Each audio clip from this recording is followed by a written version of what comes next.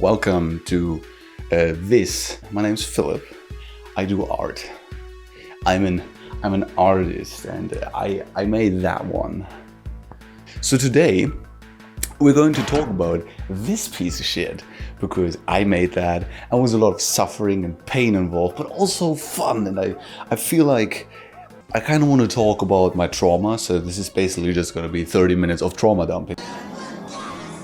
If you're not interested in that, then. But let me clarify something. This is not going to be a tutorial or how to do digital art. This is more like a behind-the-scenes look into how. Because I don't even know anymore. I have a 14-page script and I don't even remember half of it, so But keeping that in mind, let me actually explain what the digital art is, more like how it works. The basics at least. And I know, I can already hear all the digital artists in the comments being like, I know how digital art works, Philip, can you please shut the fuck up? So first of all, you'll be needing a tablet or something to paint on. I mean, you could be using a mouse or a trackpad or a steering wheel, but with a tablet you have pen pressure. The great thing about pen pressure is that if you press harder, your stroke can be thicker or more opaque, and if you press lighter, it can be smaller and less opaque. Second of all, you'll be needing a painting software, be it Photoshop or Krita or Procreate or all the other ones. I don't really care. We're going to be focusing on Photoshop. In that painting software or whatever you're going to be using, you will have brushes, you will have erasers, you will have all different kind of tools to paint. Every color you can imagine you have at your disposal. The beautiful thing about digital painting is that it is very non-destructive, and you can use the beautiful godlike feature of layers. You can almost imagine like multiple sheets of paper stacked on top of one another. So let's say, for example, we have our line art on our highest layer, and then beneath that we have a layer with, I don't know, the flat color, for example. And then beneath that we have the background. Now I can influence, for example, the flat color, just, separately. I don't have to worry about destroying or interacting with the line art or the background, as those are all on separate layers, which will make the file at the end very complicated as... Alright, with that out of the way, let's actually get started with this.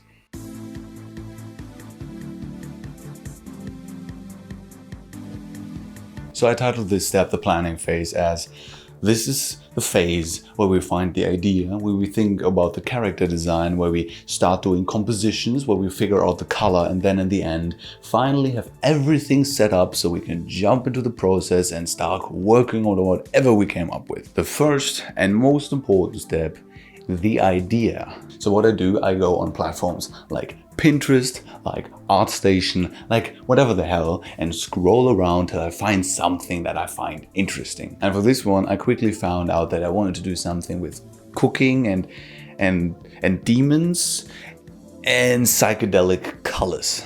So character. How do we start? I usually start very loose, with just shapes and line art, trying to find the right direction. And for this piece, I quickly came up with this, which is a demon with, like, she has a mouth because, demon and food and all that, cooking. She has a fork and a spoon. Then I also made just a few color variations trying to figure out which one looks the most shit. And then I sent those around for some feedback and quickly landed on this one as the color we're going to be using. Now, with a clear idea of what the character can look like, I also gave her a name, and I settled on Saccharine. Pretty big brain thought, it was like saccharine, like sweet as saccharine. It's almost like artificially sweet, and she's like a devil, and she's like cool. All right, now we have the character, which... good, that is one step in the right direction. Now we need to be talking about the composition. So what the compositions do is basically help us figure out what kind of camera angle are we going for, how is the character going to be posed, what story are we telling with this, how's the light going to look. There's a lot of questions that will be solved with a good composition. And to find the right composition is not easy. So what I did is do a bunch of them, just like do a holy shit, that's a lot of composition, and then send it around, get some feedback, and I landed on these 4 compositions. So one very important thing, at least for myself in splash art or just illustration in general, is storytelling. So for example, what is our character doing? Why is our character in this environment? What can this environment tell us? What can the image tell us? Just you look around, you see like small details, you understand what's happening in the story and who our character is. It basically just enriches the entire image. I really want to do a story-focused piece. If I achieve that, it's going to be a different question, but you need to shut the f up, okay? So I'm not going to be explaining every composition I made here. I'm just going to be talking about the one that I actually went with. So the story in this was going to be, we have our character and she's just like in this scenario in like hell, surrounded by like small cooking demons. She has her fork and in front of her is going to be like a corpse or maybe a human like tied up, and she's basically using her fork to plug out the soul from his body, which she then is going to use in like a soup or like as an ingredient or maybe like a spice or whatnot. Expression wise, I could have made her very happy, very high energy, very just like, yeah, give me that, give me that soul, right? But to make her a bit more three-dimensional, I actually want her to be a bit bored, to be fed up, to be annoyed with it all. Just like, you have the best job ever, you're working in hell, you have your big Satan bro, and you're just like cooking for him, and you're like plucking out souls, like adding them to the pot and just making some good ass soup. But you make that every day for the last millennia, century, eternity. The idea behind this was after some point she's going to be annoyed, fed up with the job, and I wanted to express that. I wanted to show her being bored while her entire environment on the other side is going to be very high energy. Just we have these like flames and bright colors, and then all the small cooking demons like, yeah, kill them, yeah, take the soul, take the fucking soul. Just having fun with it all. And if that really worked at the end of the image, if that reads, that's a different story, but that was the core idea behind it. All right, we're getting there. We're really getting there. We already have our character, we have our composition. Now, last thing we will be needing to figure out is color. And for that, I made a few color compositions. So just like very small thumbnail-like images where I just paint in colors, see what works, see what doesn't work, till I landed on this, which is just like very bright, very warm, very like neon, trying to get like this psychedelic idea. So let me quickly talk about the lighting in the scene. The idea here was we have our character who is using a fork to pluck out the soul, and the soul gives off a soft, cool light from the front that is hitting her directly on the right side.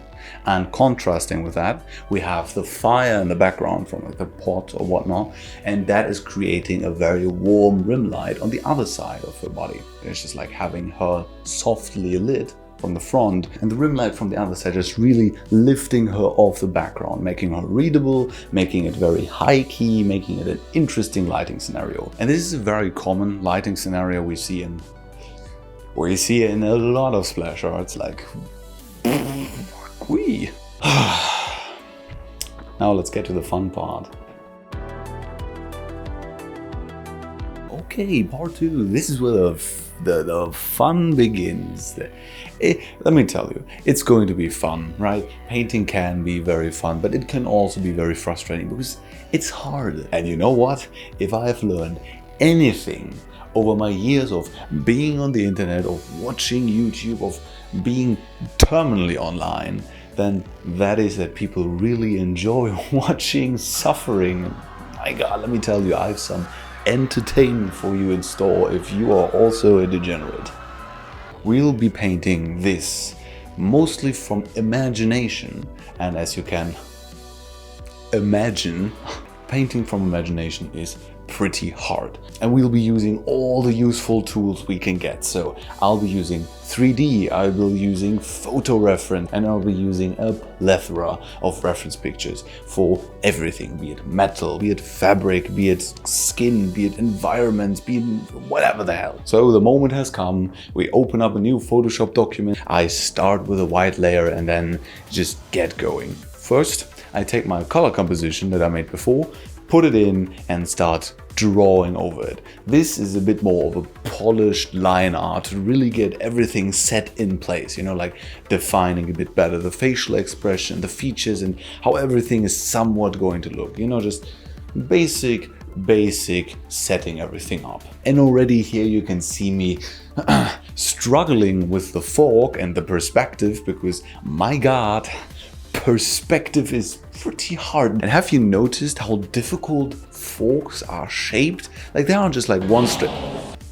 They're not just one straight line. They always have just like this little this like incline or just like a curve to them. And because that is very hard and we don't want to break our hands in the first 20 minutes of the painting process, I'll be using 3D just to get the perspective and everything right. So now that we're done with the line art, I lay in the flat values and try to basically replicate what I did before with the color composition, because here we had already everything figured out and I'm just replicating that on a bigger scale. Also, I'm not going to be mentioning my layers a lot, because at the end of the painting, I think I had like 725 layers or something. I'm not going to be explaining that. Like, Jesus Christ, I don't want to even hear that. And I'm crazy in the head.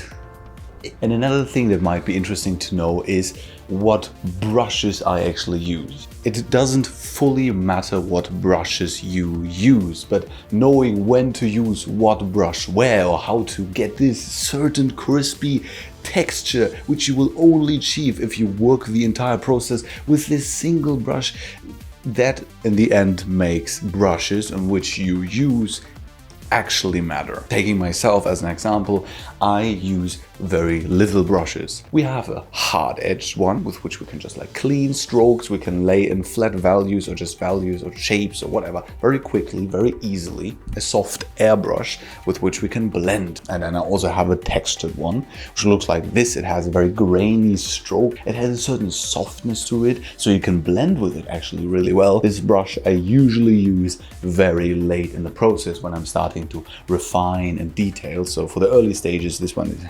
And then I also have this one, which is just a very hairy, just brushy brush. It's a brush. It does brushing. You get the point. Those are basically the brushes I use for the entire process. You have a few special cases here and there where I'll be needing this very highly specific texture brush, but I'll be talking about that later. So as I had mentioned earlier, this piece is going to be a splash art or a splash-like piece of art. It's going to be character focused. That's the thing we want to sell the audience on. And that's also the thing I'll be spending most of my time on. Like if I had to put it into like a percentage, it's usually like 80% is character, 20% is background and everything else. Now let me talk about what is actually happening on screen. I had the flat values on the face and now I laid in everything we need because, well, what am I painting? I'm painting light and shadows. And for the face, we know that we have a cool, soft light source coming from the front, and then we have a warm, hard-edged light source coming from the left. So I'll be needing to paint in those,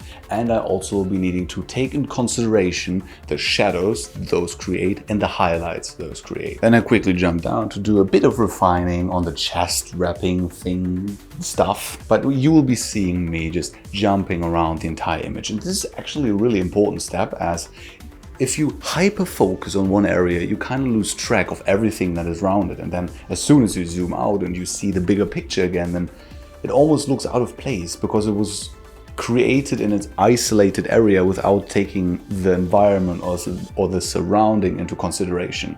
So I would always recommend not hyper-focusing, but trying to jump around as much as you can to keep your attention split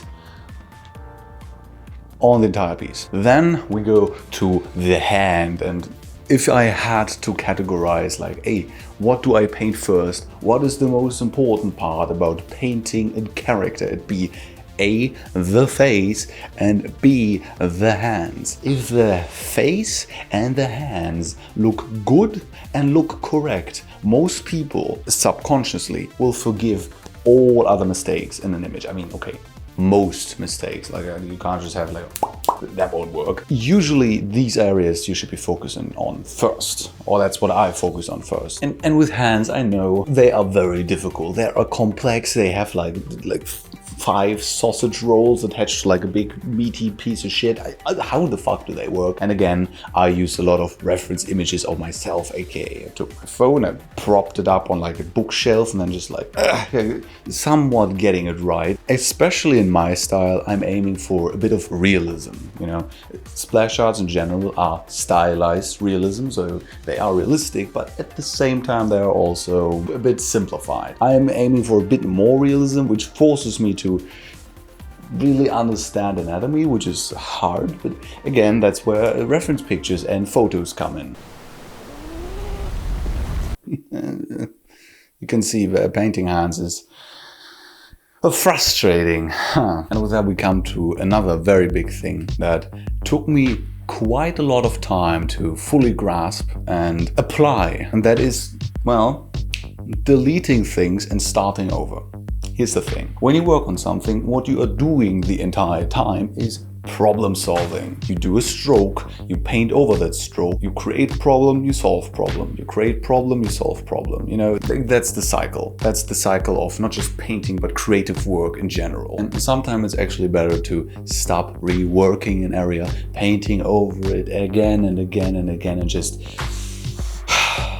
deleting it. You might have heard this phrase before, and I'm not kidding, that actually exists, and it comes from creative writing. It's called kill your baby, which might sound quite drastic, but hear me out.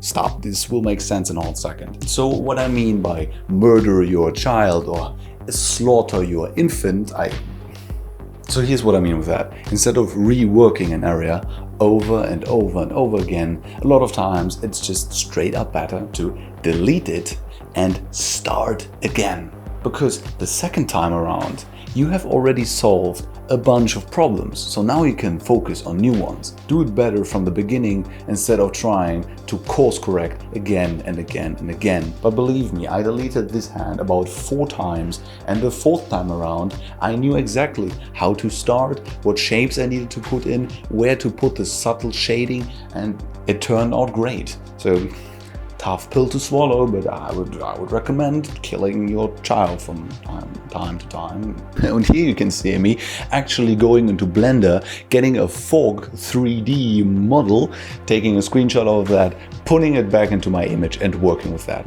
Because, you know, perspective sucks and I don't want to deal with it. And then jumping around again, doing some metal work on her belt buckle, and also putting in this little emblem, because I had this idea in my head that she was a cook, but like almost like a royal one, and they have like an emblem, a symbol, and I'm gonna be going into that later again, but you know, just keep that in mind as a thing to notice in the end, like as a happy little accident. Well, it's not really accident, it's a happy little secret between you and me. You are engaged in the process. Am I right, or am I wrong? I hope I'm right. So now I jump over to the other arm, and again I put in a flat shape, I put in light, I put in shadow, I put in rim light, and there we go. Oh, and all the keen-eyed viewer who have maybe like at least half a brain cell left might have noticed that her stomach is still very mouthless. My main concern with this was maybe it's a bit too much visual information, because here's the thing. One of the biggest difficulties or challenges in painting, in my opinion, is the balance between rest and detail. If I put in so much visual information on her, on the background, and on everything, the viewer is almost gonna get a bit confused of where to look, and you might be like, Philip, I'm not gonna get confused. What the fuck are you talking about? But composition-wise, especially if you want to, you know, have a balanced picture, it is recommended to have areas where nothing is happening at all, and areas where we have a lot of visual interest, where things are happening. At this point, I wasn't fully sold yet on the entire mouth idea because, you know, is it too much? Is it cool? Well, obviously, in the end, I put it in, but we're gonna get to that. Okay, good. And apparently, at this point, I considered, you know, just working a bit on the hair because I've really neglected them up to this point. And as with everything, it's about simplicity. You can't draw or paint every single strand of hair. I mean, you can, but painting is about simplifying. So when I say simplifying the hair, I mean grouping it into bigger strands or just bigger volumes of hair. Hold on a minute, buddy boy. Do you catch that? No? It's like quickly rewind and I turned the skin a bit more brown. This is going to be a bit more a fun problem that we have to talk about later. So keep it in mind. You know, after bashing my head against the wall for like, I don't know, multiple hours probably, trying to figure out the hair, I was like, this, and jumped to a different part. In a reference point, this took me about 4 days. So we are 4 days deep into the process, and we got a lot of work ahead of us. I mean, we are getting there, you know. You might already see a bit of the resemblance of the final product to now, but we have still a lot to figure out. So, for the soul, I had a few ideas in mind. I wanted to be magical, almost a bit elusive, but at the same time something physical, almost like a liquid. So getting that effect right was a lot of trial and error. You know, it was like aiming for this liquidy energy effect. Also, painting VFX is a completely different rabbit hole that we will get into later. I say that a lot, but listen, we got a lot ahead of us. And when I say I'm gonna get into it later, that will be in like a few minutes, so I don't even know why I'm mentioning it. Anyway, so what I tried here was getting these like very bright color harmonies between like the purple and the blues, and then finishing it off with some color dodge, which is a layer effect that helps you create these very, very vibrant glowing effects. It's a beautiful tool to use, but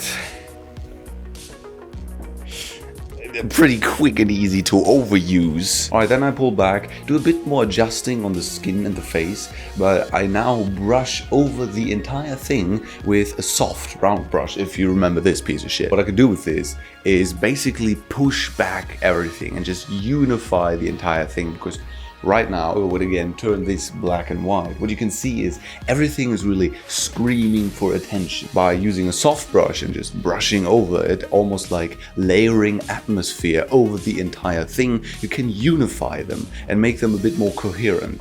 Also, what I'm achieving with this is I'm making her entire silhouette darker and easier to read. As here's the thing what I'm trying to achieve with it. In this composition, I'm painting a dark character on a light background. Usually, especially in splash arts, what we are aiming for is either light on dark or dark on light. This makes the pose, the focus, everything just this more readable. And well, right here, I'm going for a dark character with a very lit up, bright background, making her silhouette very well and overall perfectly crispy readable. So now let's talk some jewelry. I planned from the beginning for her to have a lot of jewelry on her. The difficult part here, though, was how do I figure out the reflections on the metal surface? Because again, if you remember, we have our soft, cool light source from the soul, and that will be also reflecting on the metal. Now, how much will it be reflecting? Will it be just, you know, a bit of reflection? Will it be the entire thing? Also, we are in a very warm, reddish atmosphere, and now we have this cool light. Now, how much of the actual base color of the earring does shine through, and how much of the light color does be reflected, get into the light, into the earring? It's pretty complicated, right? Again, painting from imagination. combination here is a lot of trial and error. Will it work? Will it look like this? Maybe, I don't know. But after enough bashing my head against the wall, you can see that I kept a lot of the warm light, just a bit of highlight on the cool side. Now you can also see me adding some of the face paint I planned from the beginning, and again did some touching up on the face, back and forth, back and forth. I'll not be mentioning all the times I go back to an area and like painting the face, for example, because there's gonna be so many times I do that. Now if you want to see every single brush stroke I make in this, I'm going to be uploading the entire process just sped up. You know, no commentary, just the entire thing from beginning to end. If you are seriously interested in watching every single thing, then go ahead, be my guest. I would not recommend that, but a bit more face painting, more painting around, and oh, and there we go again. Making her more brown and yellow. That will fix the skin, I'm sure of it. The skin was quite a problem for me in this piece. I'll be going over that shortly. But with all of that aside, let's give that fork some love. Immediately, the big problem that you might see and notice here is the same with the earrings. We have a metal surface which is pretty close to our cool light source. So what would logically happen is the light would absolutely reflect the entire underside of the fork, which would create this overblown massive light shape. I tested that out in 3D, and that is actually that's how it would look. And here's the problem with that. Composition wise, this is absolute garbage, even though realistically that is how it would look. But in art, a lot of times we break realism. We break the laws of light and physics because, goddammit, I don't want to have my composition and then just this super overblown light shape which draws all the attention. Just, you know, think about it. We have this dark scene with a few lights here and there, and then we have just this. We can't do that. So what I tried was playing around with some different surface textures, like for example a bit more of a darker metal to just limit the reflectiveness of the surface and maybe eliminate this big light shape. And again with the fork, perspective is a bitch, and at this point I was like, fuck this, and I opened up Blender. Now, I'm not a 3D artist, my Blender workflow is questionable, but it works and it's all that I need. Well, here we have a bit of a time skip, and so I've adjusted the gold texture around the fork and also played around with a few more soul textures, so giving it a bit more translucency in addition to also the glow and all the color felt really fitting for an ethereal soul. And again, same procedure, playing around with the skin a bit more, and actually here you can see me dimming down the entire thing. So basically I'm making everything darker and then erasing out almost like a spotlight. What I mean with that is if you have a direct light source coming from right here, it will hit you at this point, for example, the strongest, and because light is not a constant, it will gradually fall off and get weaker and weaker and weaker the more it travels down towards, you know, outward. And exactly that is what I'm trying to emulate by dimming everything down and then erasing it out again to create the fall off of light. Now, I've been talking a lot and you've seen a lot of painting and a lot of process, but I feel like seeing all this sped up footage, which I know, shocking, this is sped up. I don't paint at 500% speed. But here's the thing, it's pretty hard to condense a 70+ hour process down into a few minutes. So obviously I have to speed it up to just show you some interesting sections. But what I'm going to do is just show you here and there some real-time footage. Take a seat, relax, lean back, and let's enjoy the total crushing anxiety of art together, shall we? Yeah, that was fine, okay.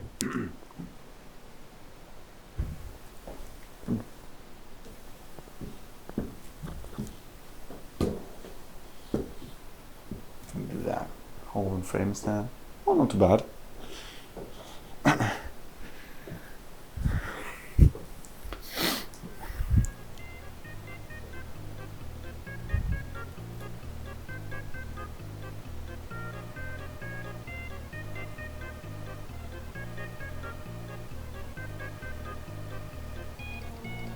Wearing a watch.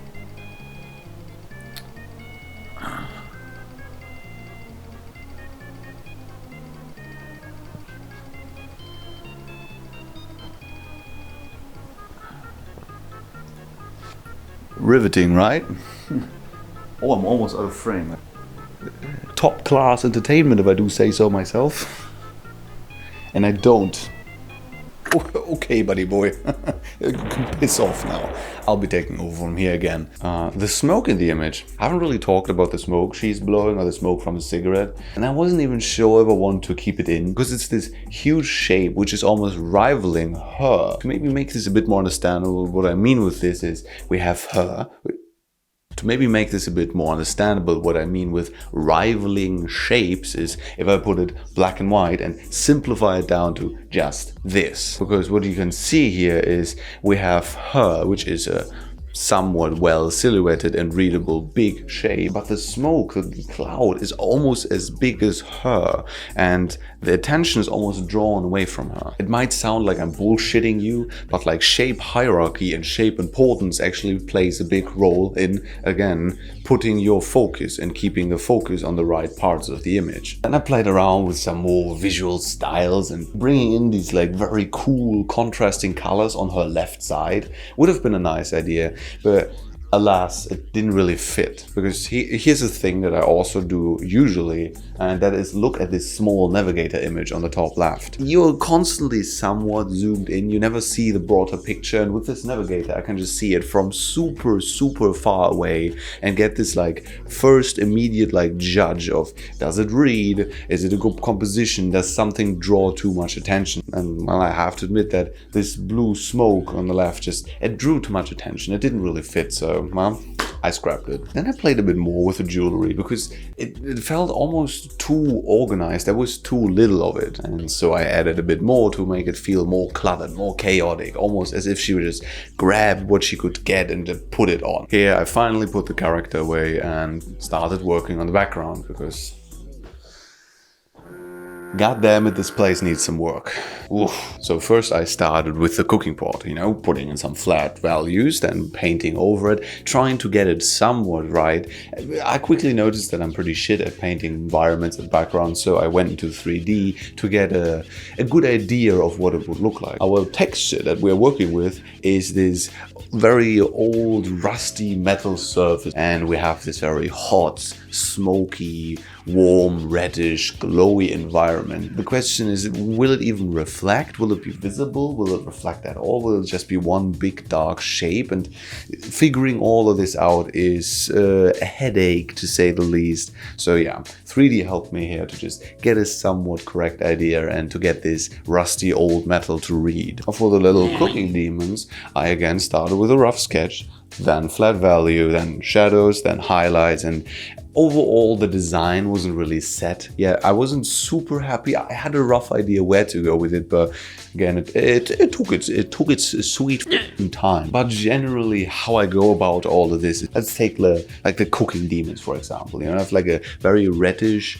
base skin color. The texture of the surface will be a bit rougher, but at the same time oily, so it will have some reflectiveness. Now what I need to think about is, what is the light source in the scene? What is the atmospheric light? How will the colored light work on this base color of skin? How will the reflection look? How will the highlight look?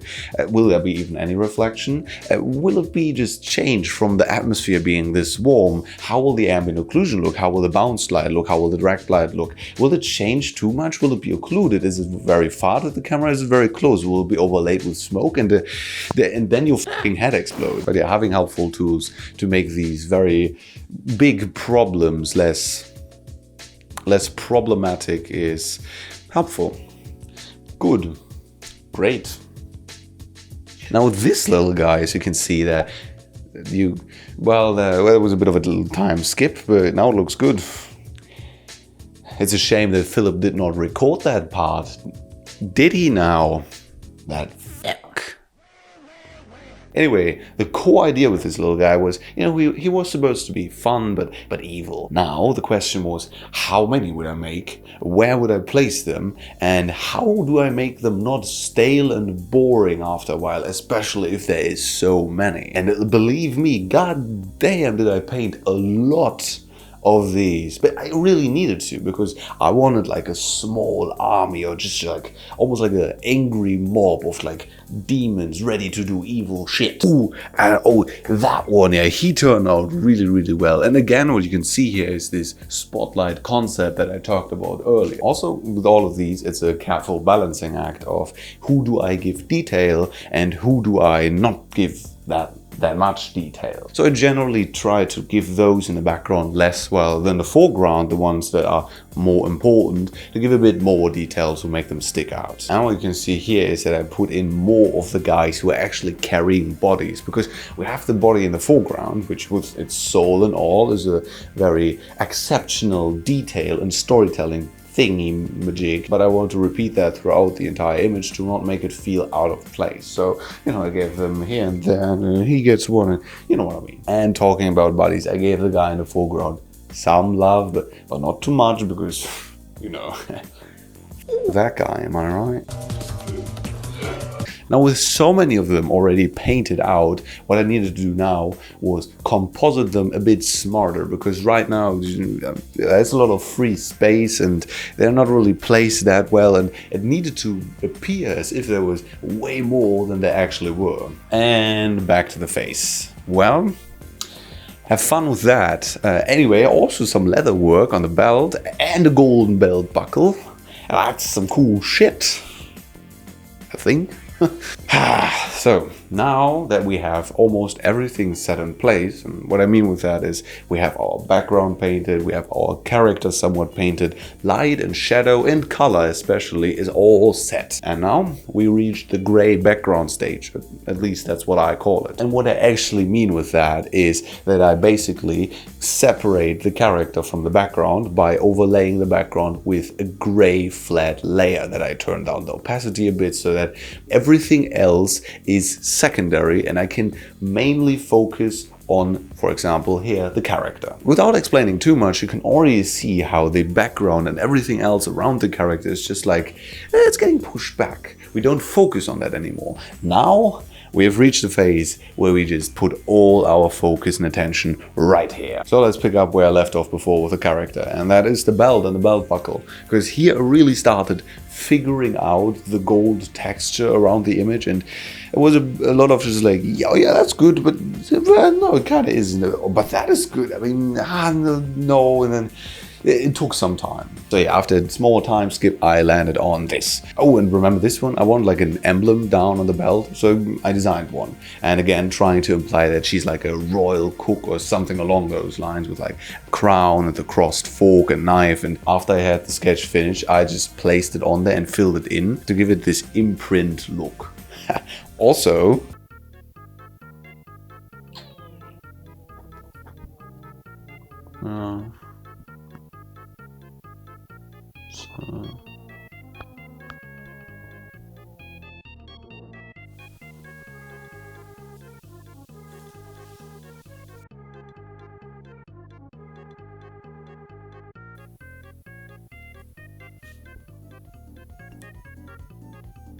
I'll try to watch that. That's pretty funny.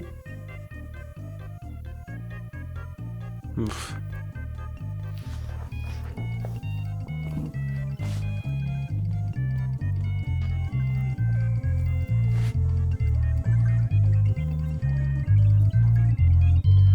But yeah, just a bit more refinement on the belt and we are almost there. Giving the leather a bit more of a leathery aesthetic and repeating the gold texture on the belt to make it feel less out of place and a bit more cohesive. And one last thing I could actually point out while we are on the belt is you might have noticed that right now the belt is almost just like one smooth gradient, you know? I mean, we have it, it curves around the form and it gets hit right here at the highest point. But to make the entire thing a bit more interesting, I put in hard edges, you know, just like in this gradient, do like a cut and make it a bit more crumped up or just weathered, and do that over and over to give a bit more edge variety. And I think variety, especially in the edges, is one of those super important things if you want to make your textures interesting. So remember earlier how I mentioned that I wasn't sure if I wanted to even put in the belly? Well, now I was. Up to this point I was fine with the design, but I kind of found it to be a bit boring and I wanted to bring the belly back. So I did. And as always, we start with flat shapes. So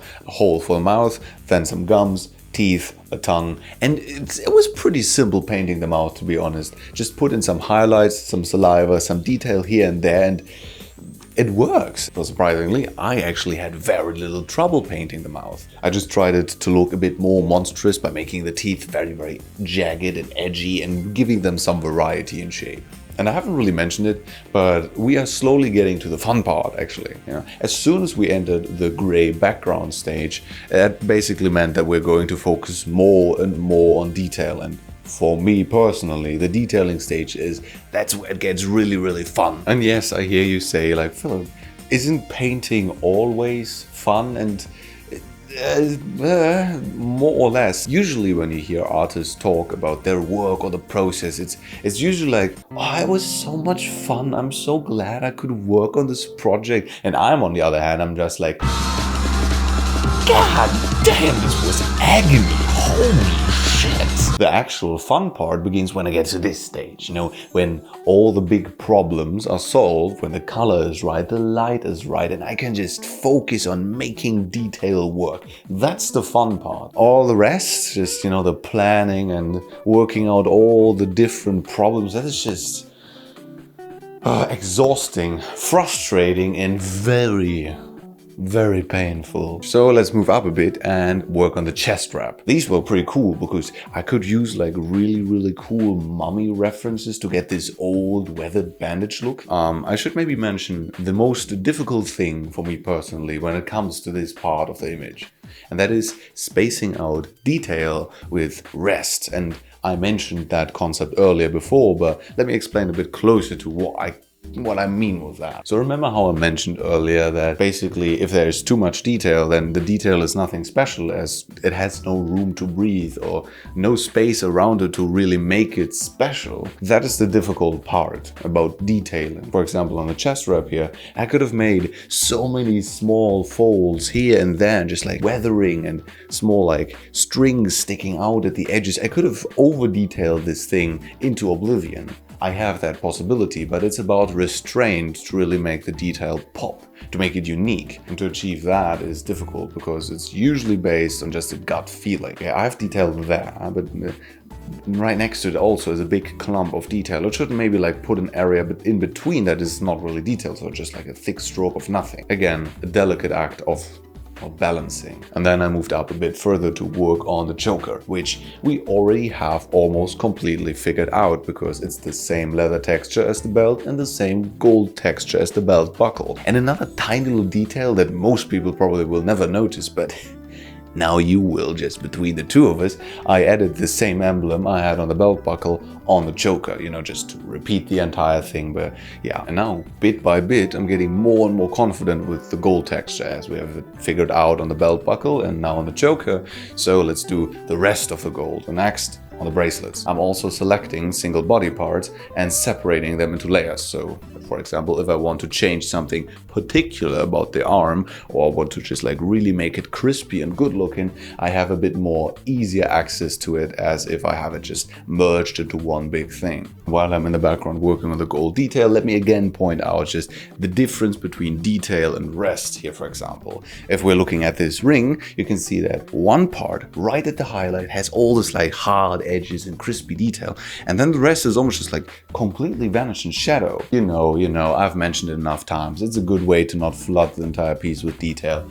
You get the picture. Also, that fork was like a thorn in my side, because I mentioned the metal texture earlier and how it was just super bright, and that I maybe changed up the texture so it would maybe not be as reflective and maybe solve my problem. That was a solution, but the problem about that is initially planned it to be a stainless steel texture, and now me changing it afterwards because my tiny brain couldn't figure out a solution almost felt like I was cheating. So I went actually back to the stainless steel one to somehow figure out a different solution. Yeah, it was a hard solution to find because I did what I do best and killed my baby. God damn it. God, you should see my basement. So I went back to the stainless steel version, and this time, by trying to avoid the too evenly distributed light problem that I mentioned earlier, I tried to limit my highlight on the underside of the fork to just like a small strip to get it a bit more focused, and so making the surface still look reflective but not overwhelming. And again, I know such a small highlight is unrealistic, but it works way better than this alternative. And what I did here, which is I think a really nice touch, is this almost heated up stainless steel discoloration. You know, when you just see stainless steel and it's just like got hit by a hot butter knife, whatever the f that was a few years ago. And you see just the edge being very like purple and, well, discolored. I think it's a very nice touch, especially because hue variety, as we can see it here now, is such an easy way to make things look more appealing. But hey, as always, more on that later. So stay tuned, children. We'll be seeing each other in 1 second. These small scratches and dents just add so much to the overall texture that my God, I fucking love doing that. That's the kind of detail work I've been talking about. You know, you have this edge and it's just like, just a small chink and it works. And up here on the forks, teeth?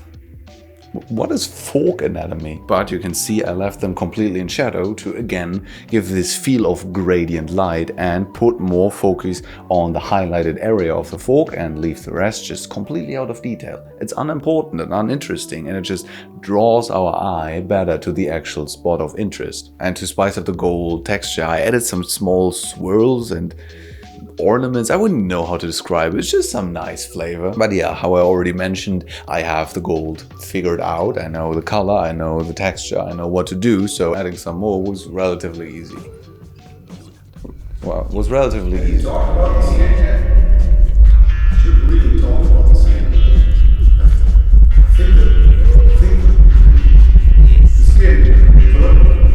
The skin. All right. Let's talk about the skin. So the most difficult part in this entire image was not figuring out the texture of the gold or the environment, the background, the small imps or cooking demons or whatever I called it. The most difficult part in this entire image that gave me just a small amount of aneurysms was the skin. Because here's what we're working with.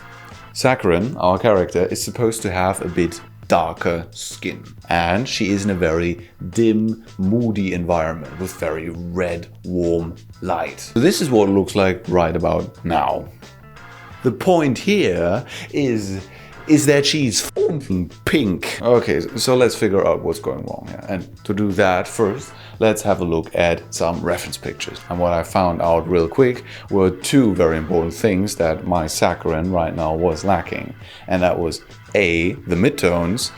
The midtones are the colors or the tones that are either the midtones are basically the colors that are not highlight and not shadow. So, you know, the tones that are in the middle. Yeah.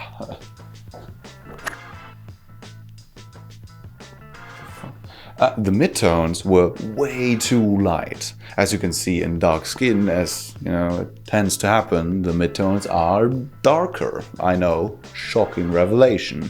And the second very important thing is that because of the dark midtones, the highlights on dark skin get pushed way further in relation. Because you know, if something is dark and something next to it is light, then those highlights look way lighter, as if something light is something next to something light. Yeah. Okay, so figuring out that was the easy part.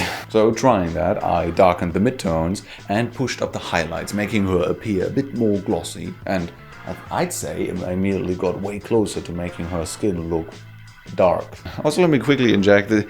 I make this look easy, and I was like, oh, then you need to fix this. And oh, very simple. This problem appeared, and I solved it. And in reality, this took me days. Like seriously. I worked on the face, and then I switched off to other things again, and then I went back to the face and the skin, and Ooh. But yeah, then a bit more work on the mouth, you know, just like pulling around the corners, trying to give her a bit more of a snarl, that she's not just like, but a bit more like, you know, disgusted, annoyed, to at least try and push that expression I talked about earlier. Some more rendering on the face, and I also brought back the face paint. And then I was kind of happy with it, but not really, so I moved to the hair, you know, to work on something else for a change. Also, I kept pushing the highlights and values and just playing around with sliders, trying to adjust the color, but now she was purple, and then after a while it started looking pink again, and I was back to this, and I don't know, maybe do some rendering, that will fix it, I'm sure of it. Maybe you take a break, maybe you work on the jewelry, you know, the earrings. Well, what the f am I supposed to do then? Work on the hair? Yeah, how about, work on the hair. Huh? Yeah, well, no, how about you? No, you fuck off, asshole. This is stupid. I don't know how to render the skin. I am lost, like seriously. Why is it so difficult? Why did I choose this lighting scenario? This is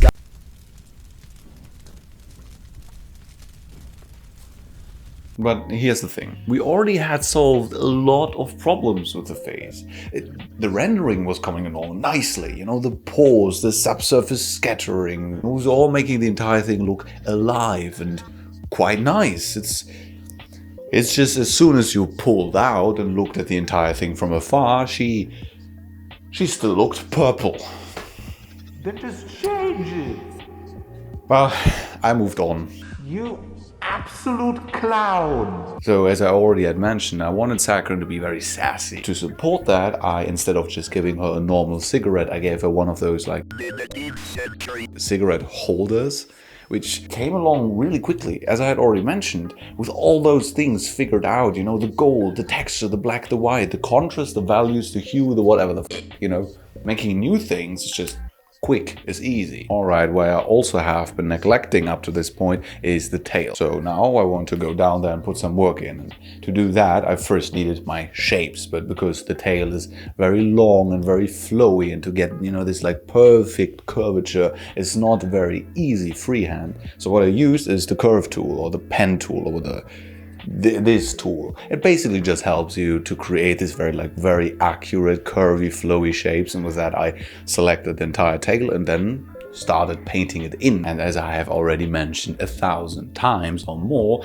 now knowing the materials and the lighting really well, actually painting the tail was pretty easy. You know, it's just at the end of the day, what the is the tail? It's a big long tube, and if it's getting hit by direct light, you know, just soft cool light from the sole, then it will have like a highlight on top, and then if it's also getting some rim light, then we'll have a hard-edged warm light on the other side. I really love how these bandages on the tail turned out, and also I added sneakily another light source, if you might have noticed that, because now we have some very deep, warm red light coming from the bottom, you know, just giving a bit of illumination to everything that is closer to the ground, you know. I imagined it being almost like the floor or the stony surface of hell is like cracked and like lava or some fiery source is shining through the cracks. And speaking of bandages, I then again went back up and put in all those good little details, you know, like small strings and torn edges and like dirty marks here and there, and you could really see where the fabric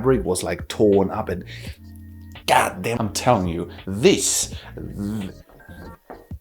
that's the fun part. Now, I glossed over it earlier, but the hair was actually coming along very nicely. We have the basic shapes set in place, and you also can see me here doing is put in these like small swatches of different colors, you know, like hue variation, what I mentioned earlier. God damn it, okay, it's me again. What the f is hue? Quick explanation. If you see this slider, that is your value, you know, basically your black and white, how bright or how light it can be. And your hue is basically just your raw color. So when I'm talking about hue variations, I mean, for example, with the hair, we're on a green, and then we shifted the hue a bit more to the blue side, and now we have different hue. Alright, for fuck's sake. What this will do is just give this extra bit of detail and color to elevate your overall feeling of the texture. It's pretty hard to explain, but I think it speaks for itself, as, you know, if I compare this to this, it's just like the hue variation is That's this extra bit of spice. But yeah, overall it's pretty simple, and you'll be seeing me just adding more hue variation here and there to just, you know, spice things up that much more. Okay, as we move on, we can just... What the I told you to change the color, didn't I? Do it. Just stop. Now.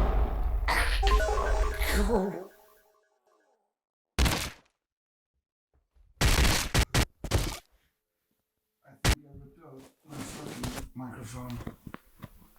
Oh, I'm dead. All right, yes. More skin changes, I get it, god damn it, but here's the thing. What I tried off screen, and I think that was basically the solution I was lacking.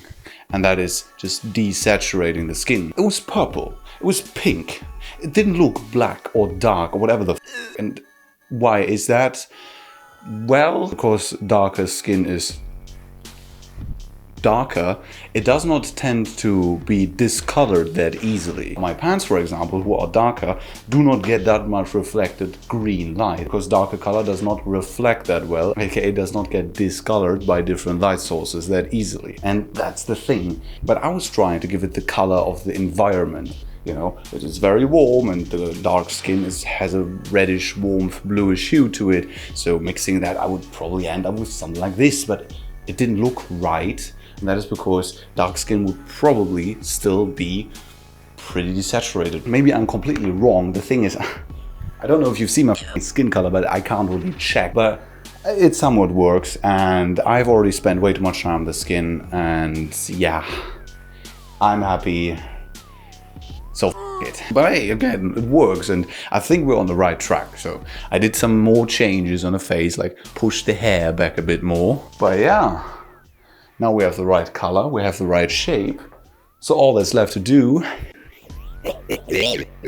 is detailing. And I have to admit, after I had spent so much time working on the skin, I was kind of depressed, I have to admit. Like, I was feeling down, you know, just struggling away at the skin, not finding a real solution, just feeling like everything was going wrong. Wasn't really a good feel. But after finally resolving the skin issue, the entire piece was really coming together and shaping up to be a very moody and dark piece. But don't you think just because we finished the skin and somewhat the character, then we are done?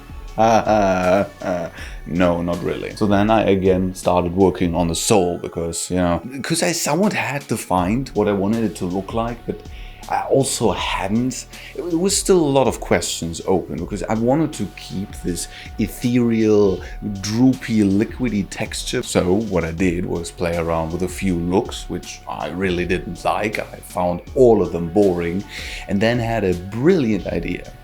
Do you remember how in the very beginning, in the idea finding phase, I had these 3 keywords to find, you know, like cook, demon, and psychedelic?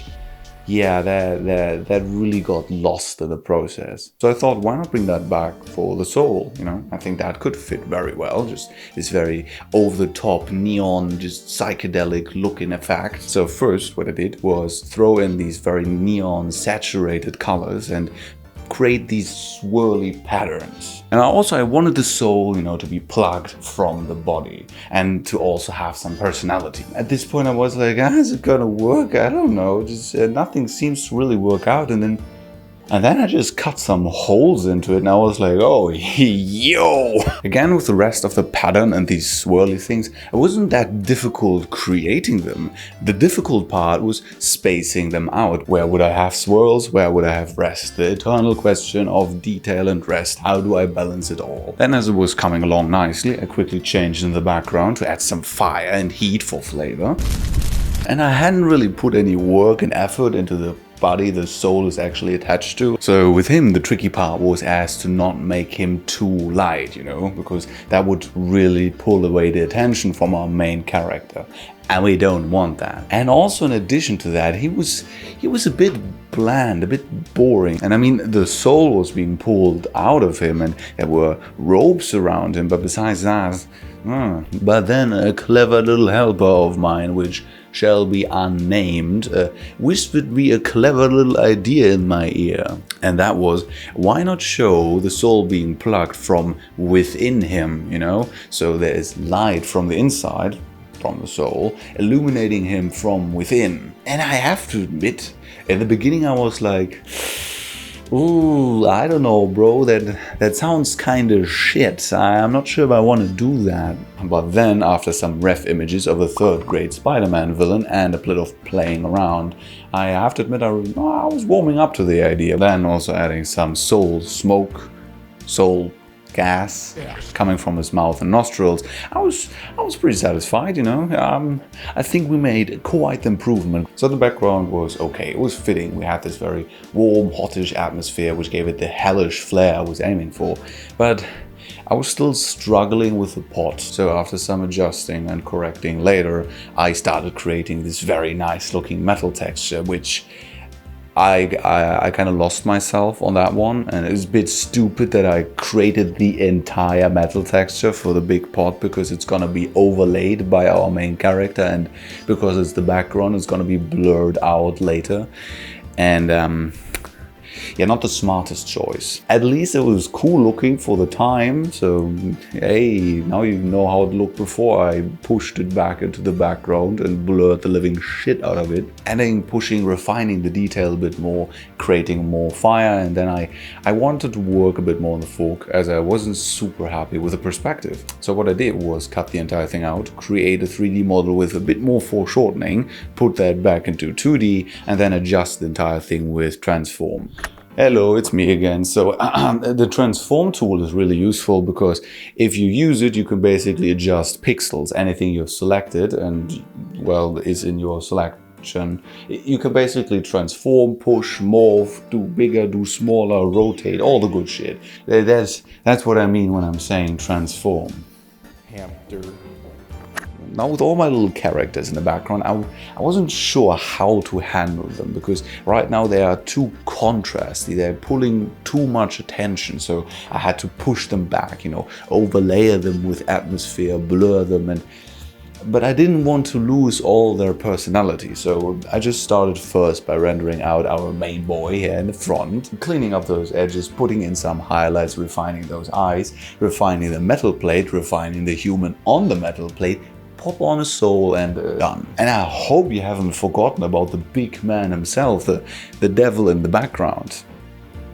Because I have. So, you know, basic procedure. Put in some shapes, put in some fur, then some highlights, shadows, glowy eyes, and well, I wanted him to appear gigantic, you know, like he's a big boy, and to achieve that I had to push him back very far with a lot of atmosphere till he was just, you know, one obscure shape in the distance. Like in the final image, he's almost non-visible, but so yeah, putting in all that detail was not the smartest choice, but you at least know I tried, okay? And now here we go. If I start whipping out the photo textures, you know shit's about to go down. Because usually photo textures are just the last bit of crispy high-key detail. For example, here we're using a fabric texture, which I then overlay on the chest wrap. Then some adjusting with layer styles and a layer mask, and then layer masks and layer style. You know what? I'm not even going to explain that. You can figure it out yourself.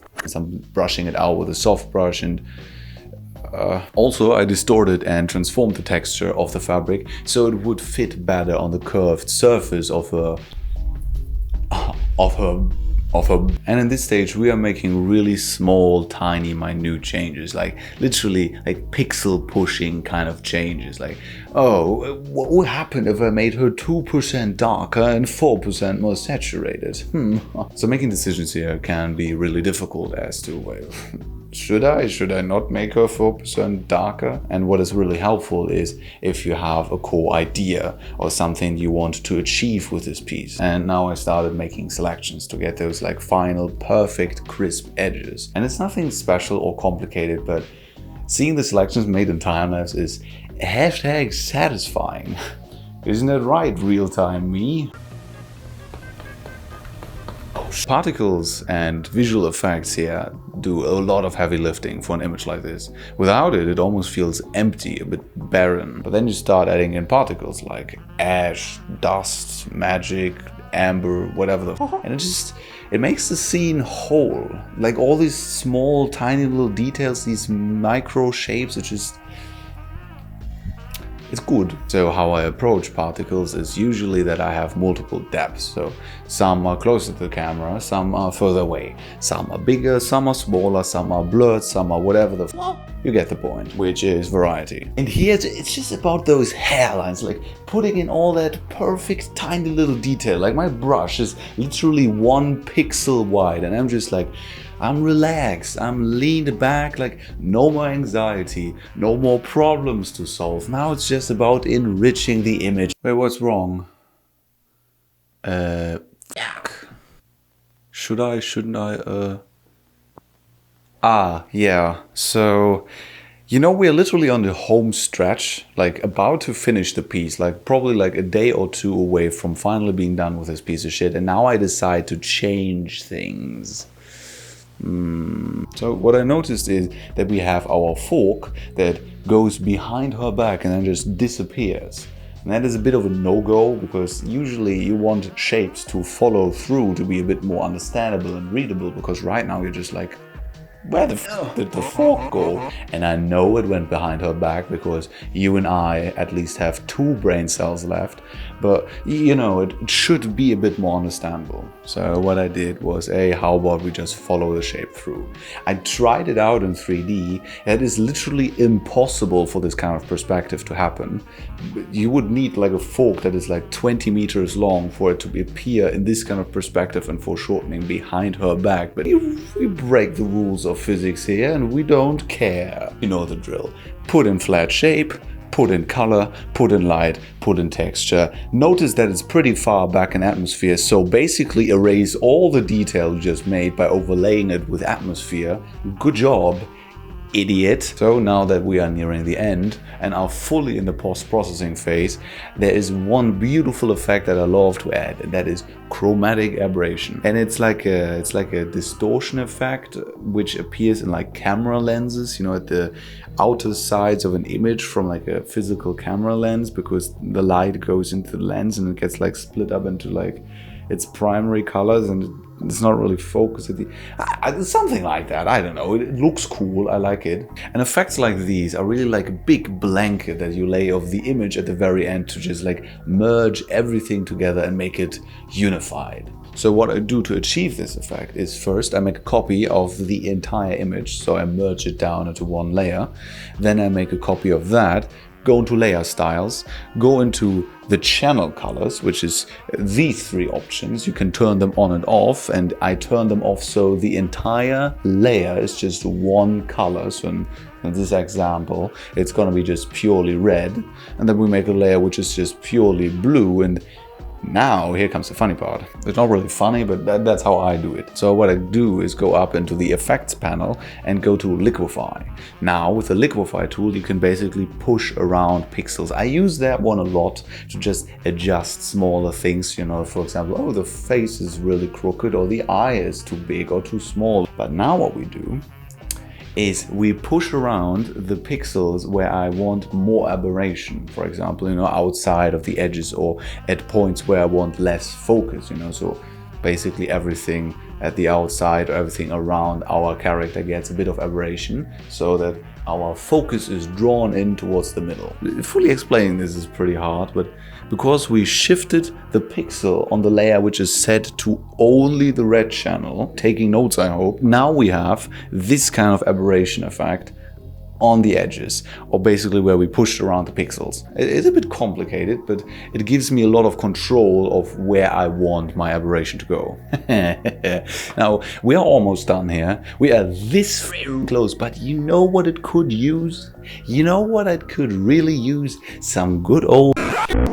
Yeah, how do we make all of this a bit more psychotic? And my absolute massive gigabrain had a good idea. So what I did was, first I created a new layer, then I filled that layer with a very bright neon color, then I pushed it together to create a strip and a strip next to that and next to that. So we have basically a strip of 3 primary colors.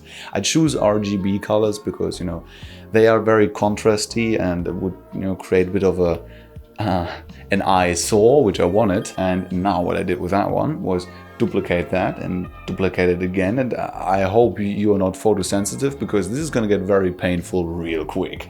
But now we do that again and again and again and again until we have this, which yeah, that is very comfortable to look at. Anyway, it's gonna get worse. You remember the liquefy tool? Well, that tool can do more than just push around pixel. It also can put it into liquefy, take this tool, and then this happens. Basically, all our stripes now get swirled around in a circle, and it creates this absolute mess. Now I click on accept and we have this kind of a texture. Now transform it, pull it around till you have the texture at the right place with the right kind of scale. Then go over to layer styles, put it into overlay so it looks like this. Play around with some opacity options and there you go. Now we have this I have to admit, this looks like a last minute addition to the image, and it was one of my favorites. Okay, just a bit more, just like color correction and lighting adjusting and color balancing and sharpening. A lot of sharpening. I love my sharpening. Then some color dodge and pushing around things, and we're done.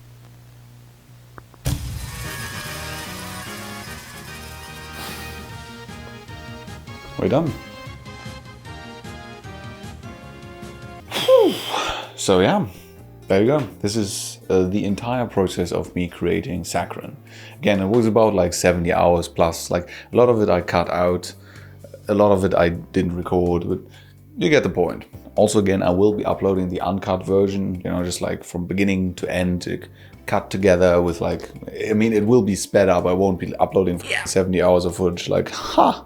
So yeah, a few months later now, doing a bit of a retrospective on the piece. I'm still very happy with it. It's not a bad piece, not a bad piece at all, but maybe a bit darker than I originally intended. Also, I have gotten a lot of feedback and critique since, and I want to share a bit of that. Feedback is key. It's the most important part about the entire thing, because, well, like I don't even remember half of what I did here, and I spoke about it for the last 3 days and recorded the entire thing, and I still don't remember most of it. But what will stick is feedback, and I kind of want to share a bit of feedback I've gotten on this piece and some things I would have changed retroactively. First things first, and I think that is the most atrocious error I could have made, and that is the focal point. I've talked in the entire process about focal points, this, focus, that, and then I do this. Maybe you can spot what I have done wrong, but let me tell you, I basically put the lightest light, which usually, especially in a dark scene like this, will be your focal point. That is where the eye goes first. That's, you know, it's the bright spot. It's like the, ooh, look at that. And I put the focal point down there, which is stupid because our character is the focus and it should not be down there. Why did I put it down there? Why did I do this? Because, well, my reasoning behind this was, this is where the soul gets pulled out of the body, and, you know, that's probably where it will be the lightest, and it loses its intensity the further and further it gets removed from its original vessel. But at the end of the day, it doesn't really matter how good my explanation is.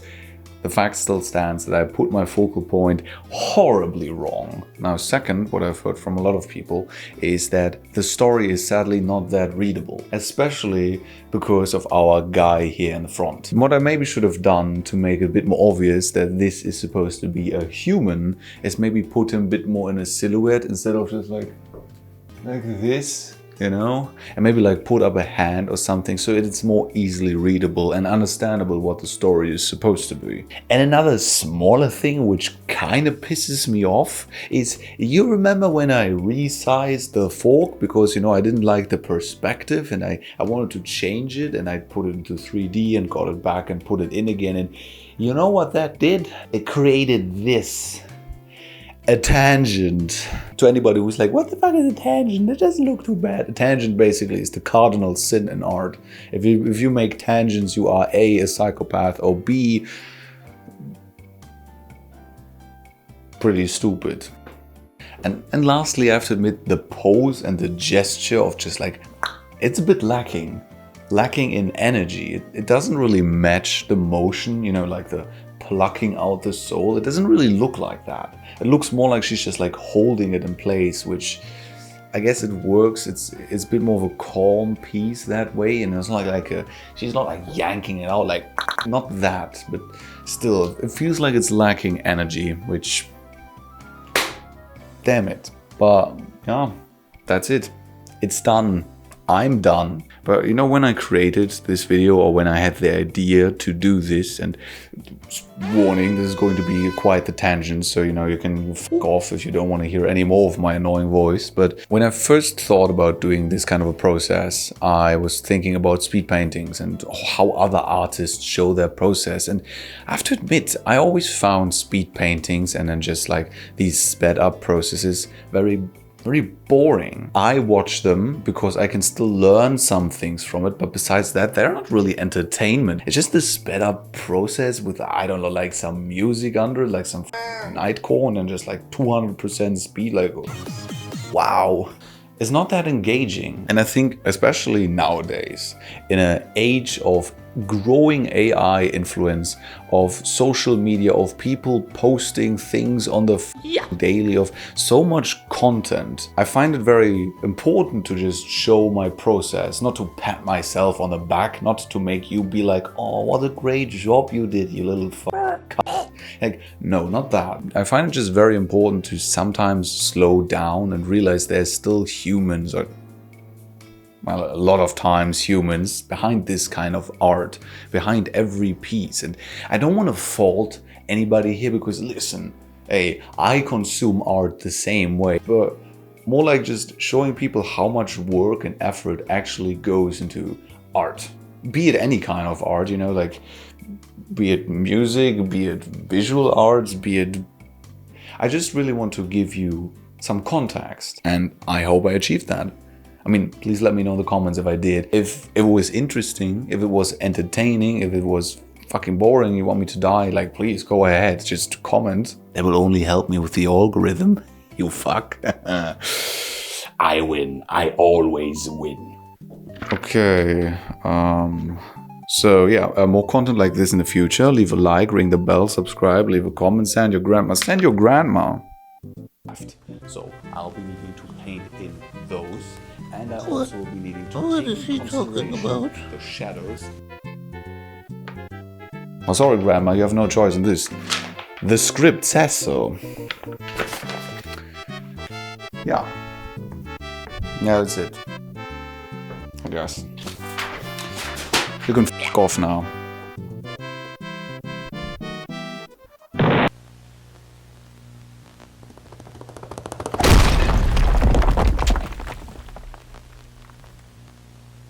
Bye-bye.